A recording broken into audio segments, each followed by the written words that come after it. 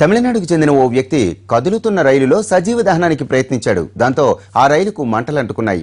Trivandrum Netravati express రైలు టాయిలెట్లోనికి వెళ్లి ఓ వ్యక్తి నిప్పంటించుకున్నాడు. దాంతో రైలు బోగీలో మంటలు చెలరేగాయి. మంటలను గుర్తించిన ప్రయాణికులు రైలును కాయంకుళం స్టేషన్లో నిలిపివేశారు. అధికారులు వెంటనే ఆ బోగీని వేరు చేసి ఫైర్ ఇంజన్ల సాయంతో మంటలు ఆర్పివేశారు. తమిళనాడులోని వెల్లూరు ప్రాంతానికి చెందిన ఆ వ్యక్తి మానసిక స్థితి సరిగా లేనట్లు కనిపిస్తోందని పోలీసులు చెబుతున్నారు. అతన్ని అళ్లపట్ట మెడికల్ కాలేజీకి తరలించారు.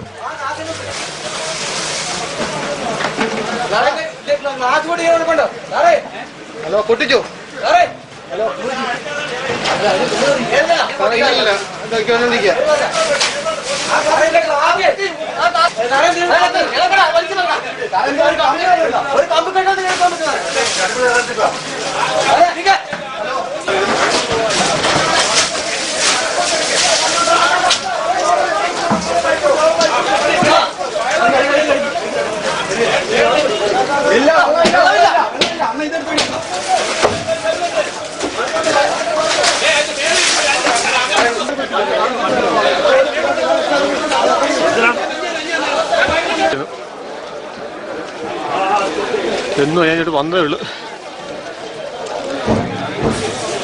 അതെ അതെ അതെ അതെ കാര്യങ്ങൾ